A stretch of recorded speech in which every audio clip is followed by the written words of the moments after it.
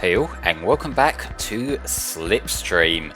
In this bonus video I'm going to be going through some of the other single player modes this game has to offer, as I promised during the main game. And to start with, we'll be going through this game's Grand Tour. So there are two different Grand Tours you can go with, loads of different routes, either the regular or the reverse one. I'm going to start off with regular and then I'll come back to the reverse one.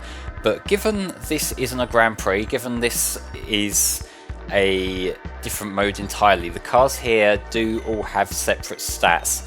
So if you want to specialize in a certain thing, like that's got better handling, it's got better acceleration. I was actually wrong earlier when I mentioned that the red Aurora has the highest speed. It's actually the Lynx, but the Lynx has terrible acceleration and handling to balance it out. But during the main game I didn't use the Aurora, so we're going to use that here to start with. And I'm feeling brave, so I'll go in on hard, even though I'm probably going to do terribly. But the way the Grand Tour works is that it's kind of an outrun kind of thing, where you go through a little medley of different stages, but each time, as we'll see quite shortly actually, you do get introduced to a rival racer, and throughout that stage, here right away we get the first one, the most obvious one, Tofu Boy. They know what they're doing with that. You know, like, you got the Eurobeat, you got your Tofu Boys making deliveries, like, okay guys. But yeah, each time you get one particular rival character flagged up, and your goal there is to beat that particular racer. You don't actually have to beat the rival to pass the Grand Tour, so if you lose to the rival but you still manage to stay within the time limit, then you'll be okay, you'll still be able to complete the Grand Tour. But, you know, it's more fun if you beat the rivals. And the rival goes a lot faster than you do, so you've got to make good use of the mechanics here. And I lost the first one off the bat, but let's go to Marble Garden here and see who our next rival will be.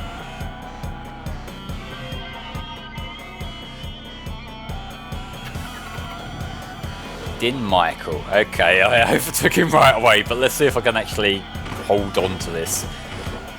Because, as we saw in the main playthrough, I'm not that good at taking corners, and if they're going to overtake you somewhere, it's probably going to be there. Either that, or if you just crash into something. And I'm not used to this handling. This feels different to what I had in the Lynx once I'd upgraded it in the Grand Prix, so yeah, that's my excuse. I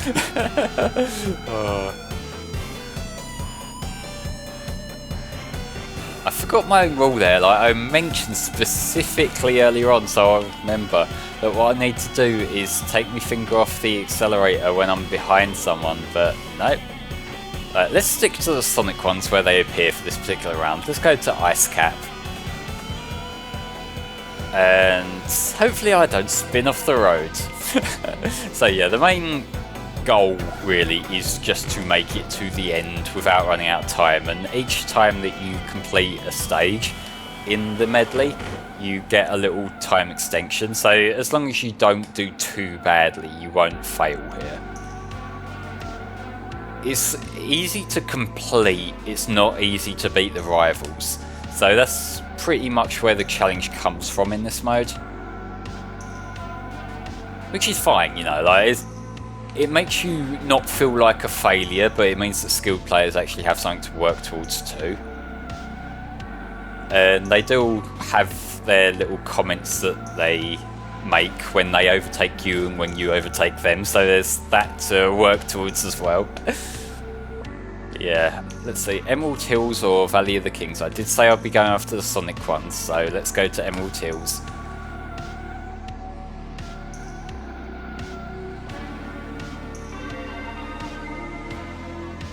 It kind of feels strange that out of all of them, yeah, Bob Ross there, Norman, but it's Bob Ross. It feels strange that Emerald Hills is the one that got renamed. It could have just gone with Emerald Hill. It's not like they're trying to hide the fact they're making Sonic references.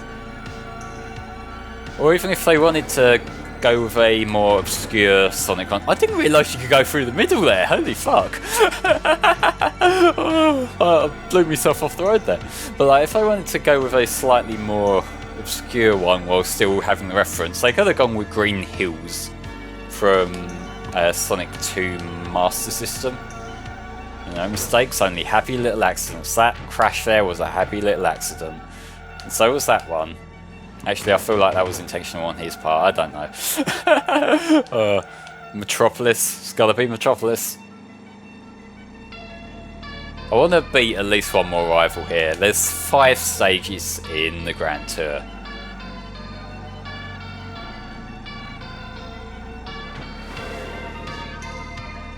Try and keep this Slipstream going for as long as I can. Natasha, I don't know whether she's a reference to anything. I'm not going to get all of them obviously, but yeah, no. She looks like she could be out of some like 80s or 90s anime. She's got that sort of design to her. Metropolis again, it's doing really cool things with the colour scheme. It's not the Sonic 2 colour scheme. I feel like if they had a green level called Metropolis, it might have been a little bit on the nose, but hey. I didn't take that anywhere near sharp enough. I'm probably not going to get another rival win, if I'm being honest. I sort of know where my strengths and weaknesses lie, and it's not, the strengths aren't here.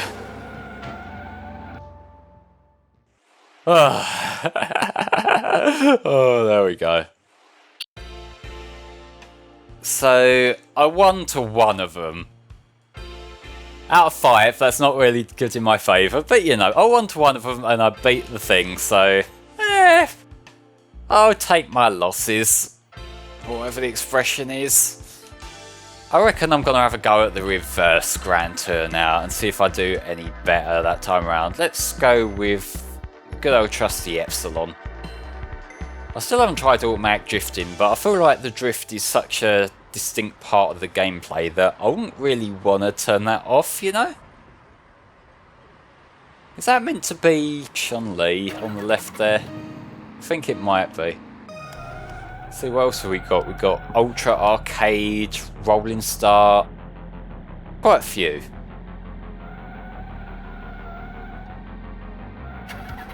Okay. Din Michael showing up earlier this time. Let's see if we can beat him again. He's the one I beat last time. So if I can beat him again, that would be neat. I'm starting to think maybe I should have used the Lynx, given the Lynx has maxed out speed. And their advantage over us seems to be that they go faster, but...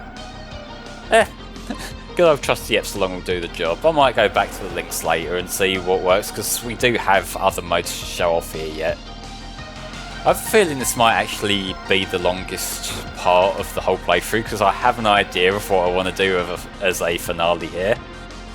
And it'll be a little bit crazy, but that'll be then. We've still got some other stuff to show off first. Yep, I beat Don Michael again. Okay, let's go to Resort Islands this time.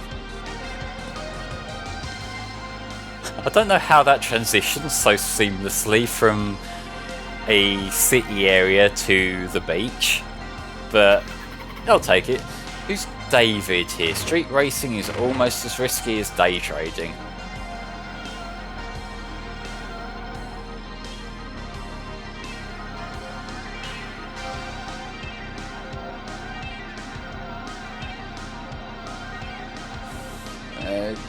Okay, I imagine the inside is the smarter place to go. I don't feel like you can do a cool skip through the middle like I did in that other track, because this looks a lot more dense with the signs and the shrubbery. But I feel like the day trader guy might have me beaten here.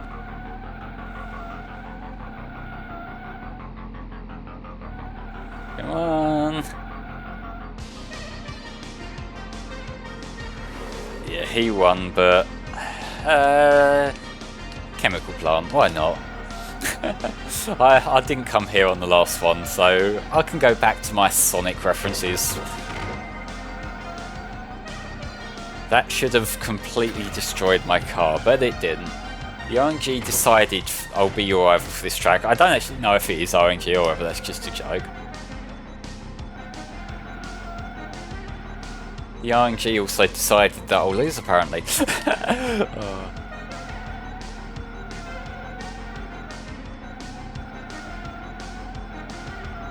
I can't not see that Earthstone 9 music video. Like, it's just such a distinct look to me, and the only place I've ever really seen them multicoloured crates, because normally these storage crates, they're just plain boring either grey or brown, but no, when you've got the distinct red and blues, it's kind of, it feels a lot more unique. Let's pray to God I can keep my pace up here, because I feel like it might be another deal where I only beat Don Michael, but actually let's go to Monument Valley. I feel like that's slightly more interesting to look at than this game's Royale Ocean.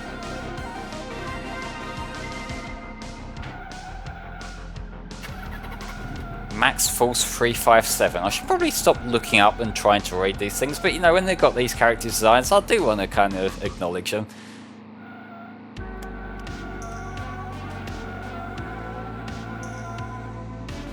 Come on, I need Slipstream. I also need to not crash. Oh, I'm amusing myself if no one else.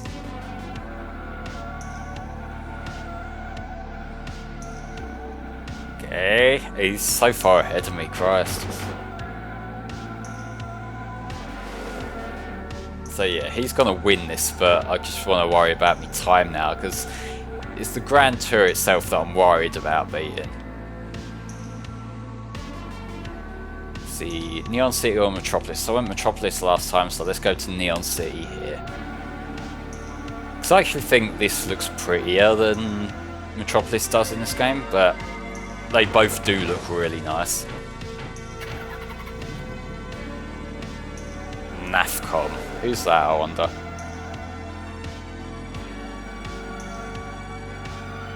I'm trying to read what that says. I think it said neon coins on every fucking shop. When you look at it like that, it starts to feel like a little bit silly.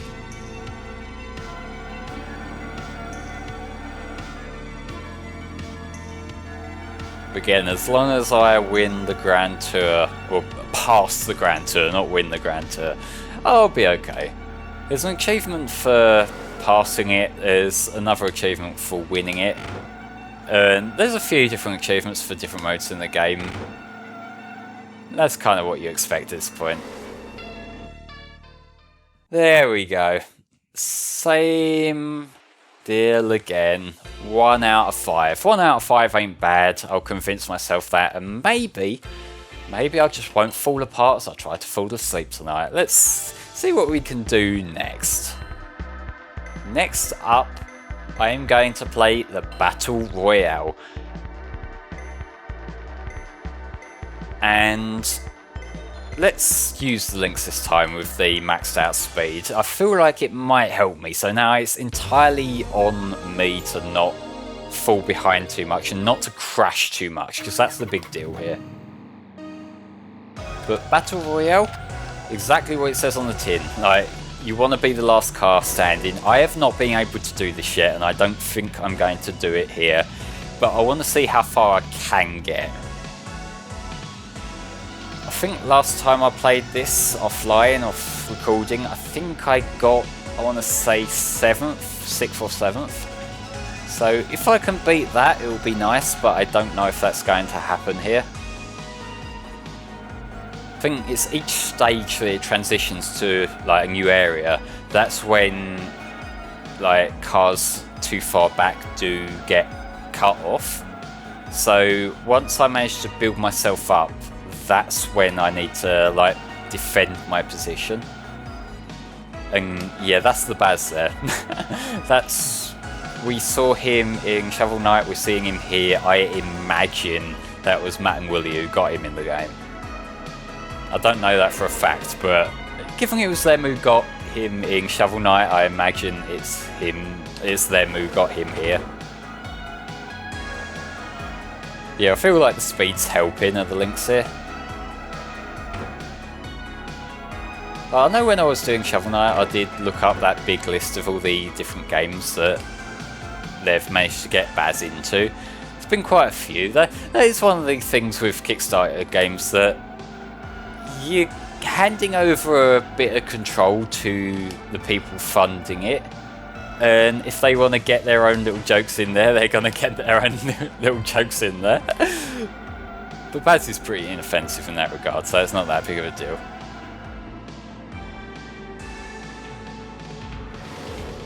"15 cars remain. Someone's got the cut already. We're in 10th, so I feel like I've got a little bit of safety, but not too much. I don't want to get comfortable, because that complacency is the death of any man."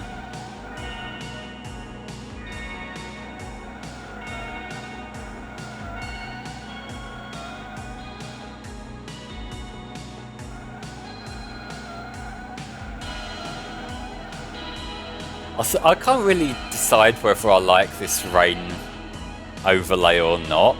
Like, it fits, it works, it does what it needs to do. I'm just not entirely sure if it does complement it as well as it seemed to when I first saw it. I don't know, maybe it's because I'm looking at it critically and I'm thinking hard about it from my pretentious art snob kind of thing, rather than just, hey look, it's raining.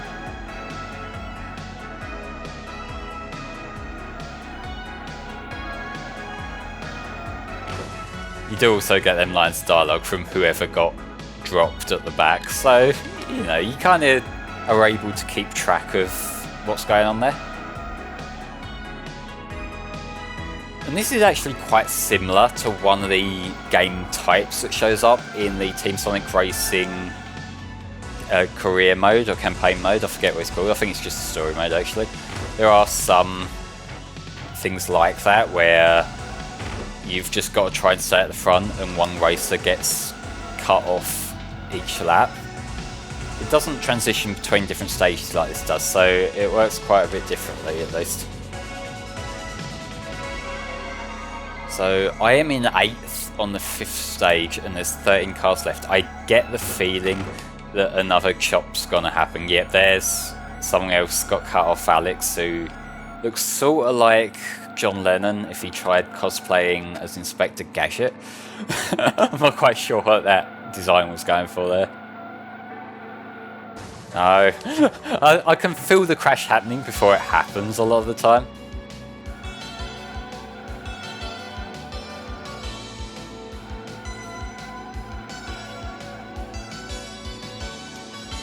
Normally when I've been playing this game for a little while, I sort of get to a point where I just sort of am settled into the world now, and it becomes like, I don't want to say brainless because it's not, because I'm still trying to drift and whatnot, but I'm sort of soaked into the mood of the game, and for better or worse, I'm less attentive because like, I am just so enveloped in the look and the feel of the game, and I stop thinking.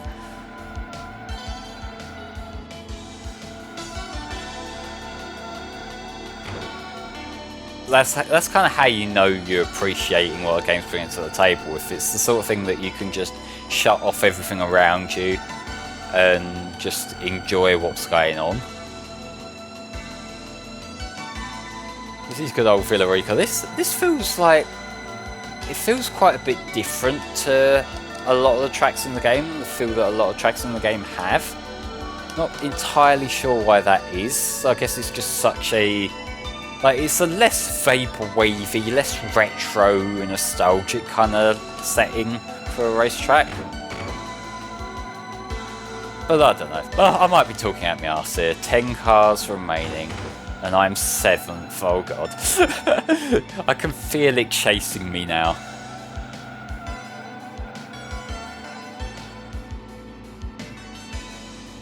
I would ideally like to do a bit better than 7th. Like I said, 7th was where I remember coming last time I played this, so if I can do a little bit better than that, that would be nice.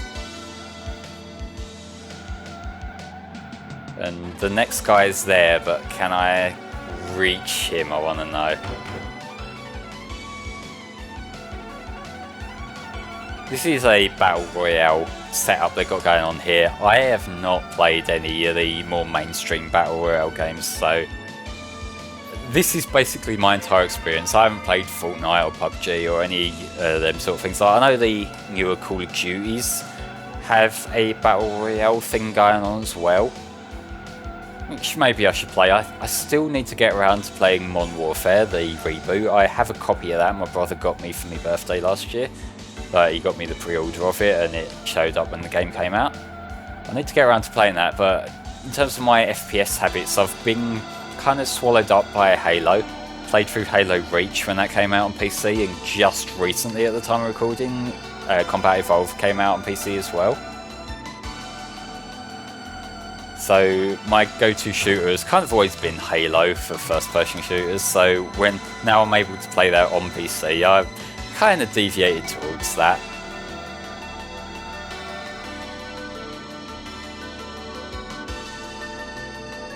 I can feel it catching up with me. I am 7th place and there's 8 cars remaining. So this might be the end of me. I'm too far back to catch his Slipstream, which is a little bit of a downer.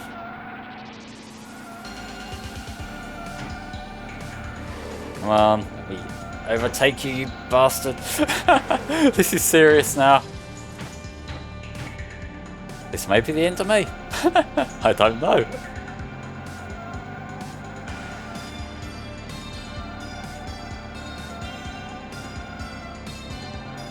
Man, if I were to list off every game that I've been meaning to get to but haven't, I'm in 6th. If I were to list off every game that I've been meaning to get to, I will be here all fucking days. Like, I know this is the ultimate first world problem of I have so many games here to play that I want to play, but not enough time for all of them. But you know, I have so many games here and not enough time for all of them. There's so many games I'd love to play. And anytime I talk to someone about games, I always realise like, oh yeah, well, I've been meaning to get to this game and I've been meaning to get to that game. I recently finished the Professor Layton and the Curious Village playthrough for FlameHisWorld on the channel, and since finishing that I already want to get to Pandora's Box, but I also have other projects that I want to get stuff recorded for FC playthroughs. I've been playing through Pokemon Platinum and Persona 4 Golden for that, and they're both got some time in them that I've got to put into them, so maybe other games are gonna go on the back burner a little bit, but I've also got other stuff. Like I promised I'll be doing Plague of Shadows for this channel, and I haven't got around to that yet either. I haven't got around to the footage even. But you know, having too many video games to play as part of my job, that is like one of the most first world problems things I could possibly think of. I'm up to 5th, but I have a feeling that could go out the window at any moment. So let's just try and race to the best of my ability here.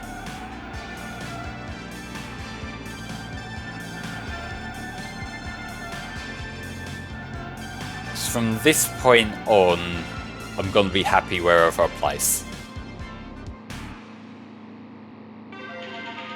Jeez mate, beat me fair and square. Oh. It's funny because he talks like me.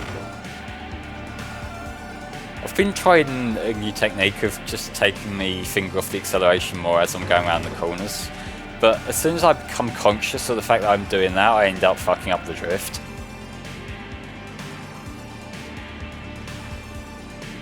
I feel like this may be the last point where I survive because I can't even see the next guy and I'm at the back, so we'll see. I know I've been saying that for the last couple of stages now, but we'll see.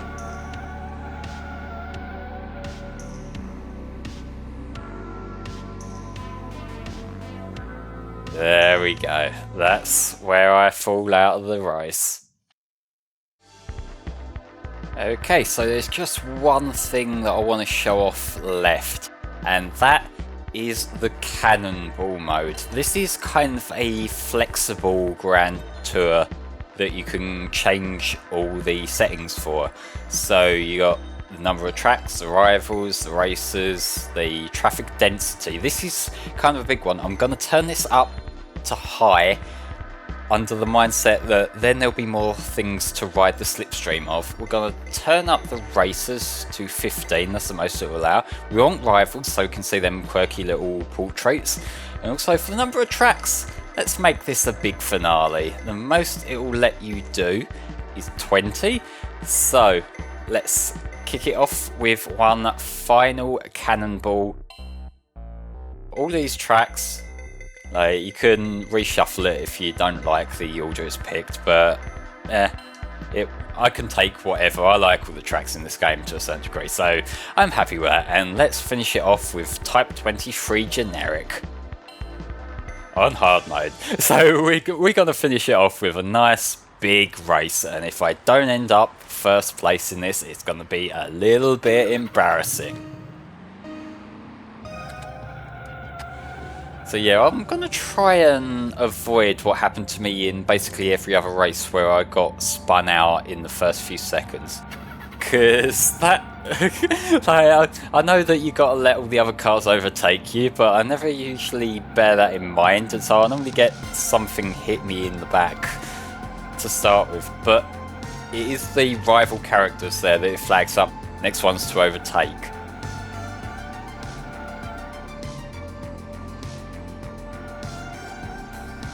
The other cars on the road are solely there for you to ride their slipstreams and to get in the way, but they're solely there to ride their slipstreams. This is going to be the final thing I show off in this playthrough, so I feel like over the course of this run I'm going to just sort of spill my thoughts out on the game as a whole, among other things, because it's going to be quite a long race. Like, in my practice run of this, it took me 20 minutes, well, like near enough. I think it was about 18 minutes 30, something like that, to get through here. So we're going to be here a little while. But in terms of what Slipstream does right, and I'm coming from the perspective of someone who has next to no experience with the game it's AP, and I have next to no experience with Outrun, or basically anything racing related from that era, so to me this is just on its own a fantastic arcade racer. I can see that it wouldn't be everyone's cup of tea. I can see that things like the catch-up mechanic, the fact that everything overtakes you at the start, that could be off-putting to certain people. And I also feel like not everyone's gonna get much replay value from it. I do, because this is just a game that I can casually just put on and do a couple of races through, and I'm okay with that. I don't know whether that will be the case for everyone. So I feel like this game, when I bought it, I think it was about £7. I can't remember if that was on sale or not, but I have definitely got that much content out of it. I've got that much value out of it. If you're not the kind of person who would have that same connection to just an arcade racer, a retro throwback racer, then I don't know, that's the sort of thing you might want to consider. But to me, even if I've just played through this, like beat all the tracks, did a bit of a practice on Grand Tour and whatnot, I feel like for the fact that it's a low price indie game, I got enough value from that. The fact that I've gone back to it and giving it another go for this playthrough and that's just even more so. And I feel like I'm probably going to end up doing some more casual races from it from time to time anyway. So, like, to me, I really enjoyed this game and I feel like I've got a lot out of it. I can't say it's a perfect game because I have just mentioned things like that, but to me I can't really think of much wrong with it either. So, you know, like, this game on the whole, it sets out what it aimed to accomplish. It is a fantastic arcade racing game. You know, like, if that's what you come into this game for, then you're going to be really happy with this.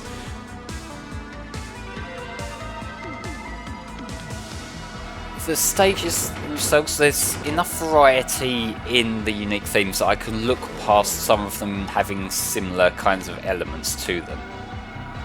You know, like I did mention how like some of the night stages are similar in style, and some of the ones like the Valley of the Kings with that structure in the background, you see that kind of thing pop up a couple of times. There's not flat out duplication, there's a few things that kind of cross over, that they reuse the odd theme here and there, but it's much less egregious than it could be, and it does that less than some higher priced AAA games do. So like, you know, if you're playing through the Grand Prix like I did, then you'll get enough unique tracks that the odd little duplication isn't that big of a deal. Just in general, the presentation, the art style, I wish I could show this off on YouTube better, because I know YouTube has completely compressed this, given how fast paced it is. But if you play this game, it is very sharp and it runs smoothly, so like, there's nothing I can complain about in terms of the visual presentation here. Everything that needs to be colourful is colourful, everything that needs to be a little bit more restrained. Like, the art style is spot on. It makes good use of the fact that it's not restricted by technology in the same way that the games it was trying to ape were. So you don't have frame drops, you don't have limits on the amount of colours you can have on screen. So this is a lot more colourful than it would have been if it were on retro hardware. At least home console hardware. Like, you might have got away with this on an arcade machine with dedicated hardware, but like, you could never have run this on a Mega Drive. So that's pretty much what I'm getting at with that. It's kind of got the Shovel Knight thing going on, where it's very clearly inspired by a certain kind of game, but it doesn't limit itself to that inspiration.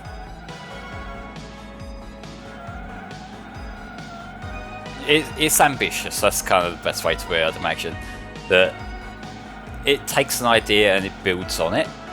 The music, I've said everything I can say about the music. It's perfect for this kind of game, and you know, there's not really any other direction I would take it in. I'm trying to think, what else haven't I covered? Like, the difficulty is a bit easy. Like, I can see that maybe isn't going to be to everyone's taste. I've been having difficulty with a couple of the tracks. Like, you saw my Sapphire Cup run was kind of disastrous, but I'm playing that on hard, and for the hard mode of a game, I actually won quite a lot. So, like, you know, like, if you're completely blazing through it on medium, then just go up to hard. I think I tried playing once or twice on medium, and then I realised that, hang on, this is piss easy. So then I did just move up to hard and never look back. I don't think I ever would look back. So, although that's not really anything out of the ordinary. Like Mario Kart, I always play on 150cc, because like, just 50cc or 100cc feels too easy.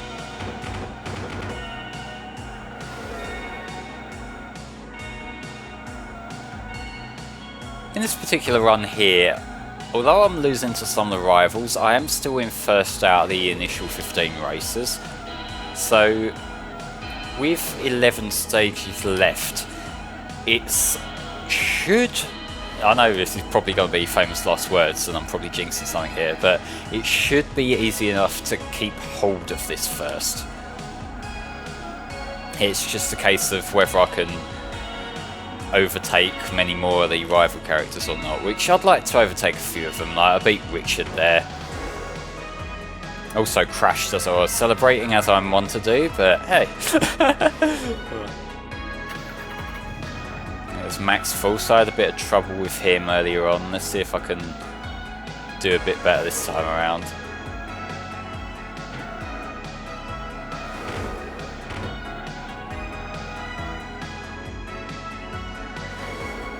I think this does also get easier from having the high population of other cars on the road. Like, again, I say that as I crash into a lot of them, but just having extra things to slipstream off, that really does help you on the straights. But that guy there is another racer, so I need to overtake him. You can usually tell by the windows. At least I think that's the distinction there. Like, the windows seem to jump out to me when it's someone I need to pay attention to. Although saying that now, it might be the lighting, but I'm seeing a lot of these windows, so maybe I'm talking out my arse and you should ignore me. Okay, AJ Belmont.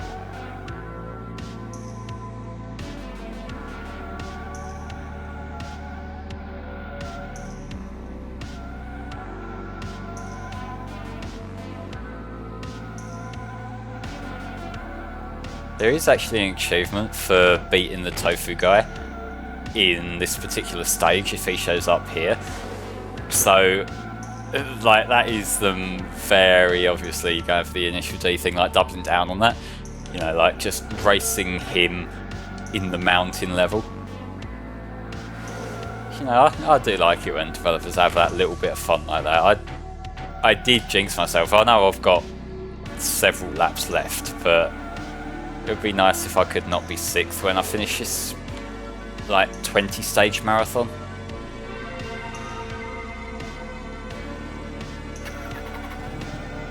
Judas, I don't think we've seen you before. Maybe we have and I weren't paying attention.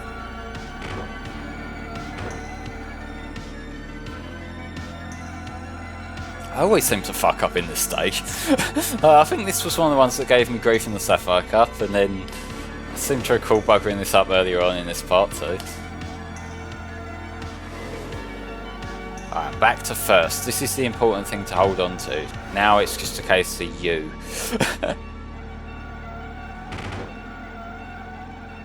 I won't even remember your name when we're in the next stage. Okay, I've lost. Like, I nearly had him. Bastard there, just swerved out in front of me. It seems like a more fitting environment for you, mate, I've got to be honest.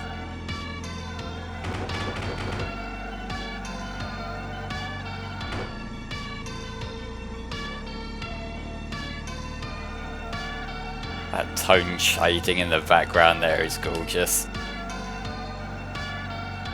It's a clever trick that they use to simulate shading in games that are going for this more limited colour palette kind of look, and that's legit old sprite games themselves too, in the fact that they sort of interlock the colours, like you see in the sky behind the skyscrapers there. It does look really cool. It's subtle, but it works.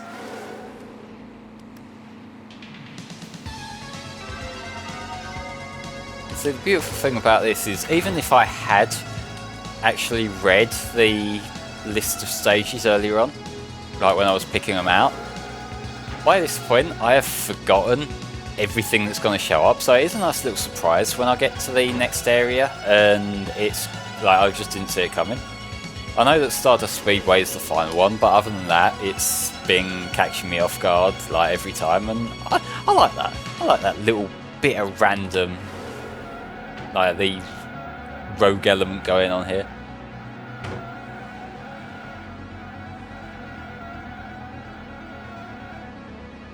I'm doing horribly, but coming in first overall is more important than the rivals, and I will keep on telling myself that for the sake of my sanity.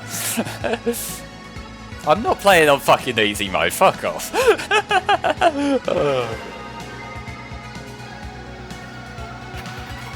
Hi, Dan Camaro. Super 80s world, okay buddy. You look like the fucking 118 guy. Guys, I know there's two of them.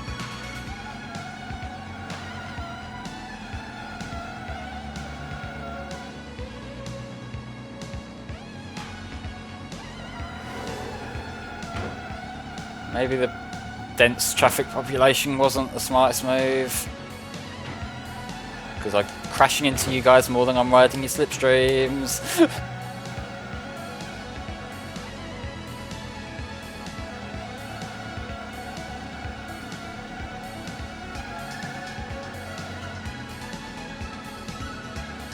I have not been keeping track of how many of these guys I've beaten, how many I've lost to, but I imagine it's very lopsided. I didn't Michael. Did Michael? I don't know which it is. Yeah, I am exhausted. I've been recording all day. I haven't. I'll just close over Audacity. I've been recording for like 2 hours. That's not much at all.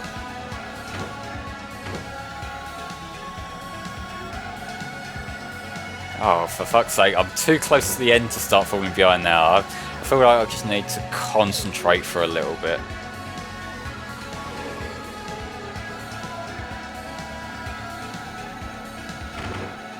I think I'm going to just try and ignore the other rivals and just worry about winning now, if I'm being honest.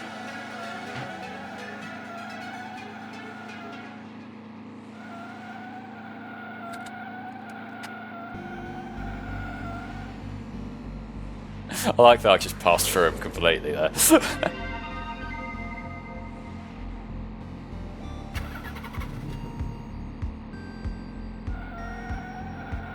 We've had you already, my dude. Are you bored? Do you need something to do?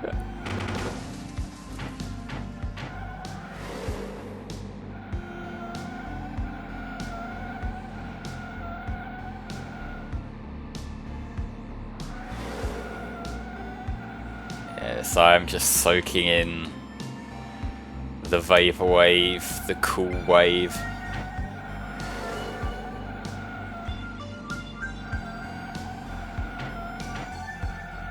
I would say I'd like to have a cool jazz cup on the in the drinks holder, but given how fast I'm going, I'll have probably spilt it everywhere by now, unless it had a lid on it.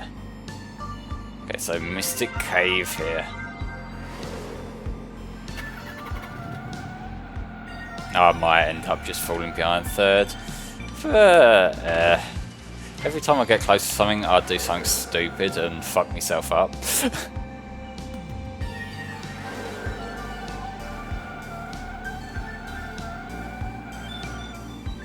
I wonder if it's one of these. There we go, first. Right, let's just play as sensibly as I can. We're true concentration mode now.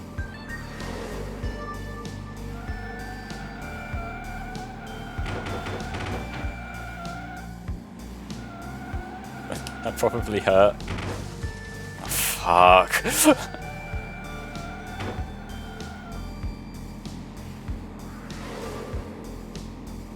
Okay, so I really don't have long left now to try and rescue myself. This is getting tense, I'm not gonna lie, I really do want to win this.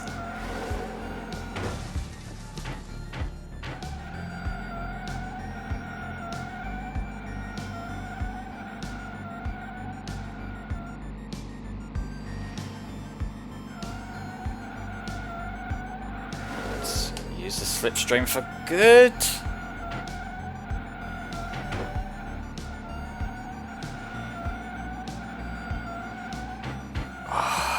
I spin out every fucking time.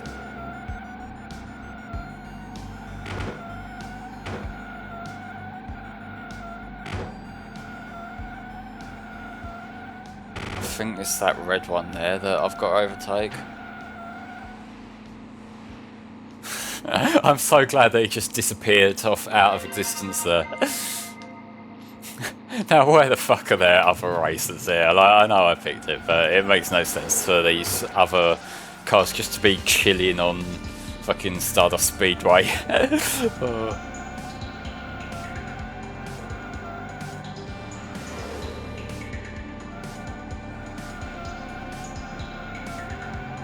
I did alright last time I was on Stardust Speedway. This is the one where I ended up lapping 20th place in the main GP run, so... Can this blessing last? I would hope so, but I also know how this has worked, so there is no guarantee of anything. Yep, you're slipping alright, mate. just as I'm bound to be in a few seconds. No! I won! Fuck! Oh god, like, I really wasn't expecting that. I thought at the start of that particular race that I would have it nice and safe. Like, I got to first place earlier on, but when I started getting knocked back to like 4th and 5th about like the 15th, 16th race, that was when I was thinking like this isn't going to happen, and then every time I got to the front again I fucked up. But I feel like that kind of balanced itself out in the end. Let's see how many of these I won. So there's 1, 2, 3, 4. Actually, does it just say overall? Let's start the count again. So 1, 2, 3, 4, 5,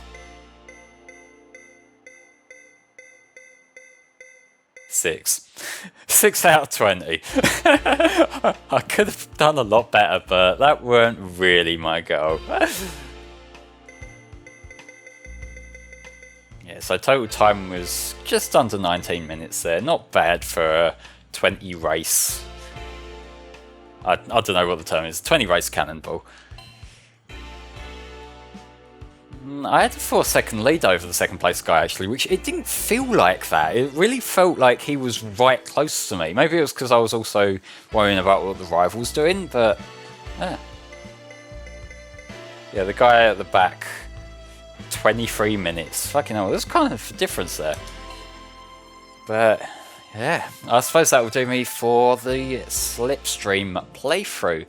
Ladies and gentlemen, I hope you've enjoyed me playing through this for you guys. I know I've enjoyed playing through it, even if it did get a little bit tense in that last run there. But I will join you all next time for another FlameHisWorld playthrough. Bye bye for now.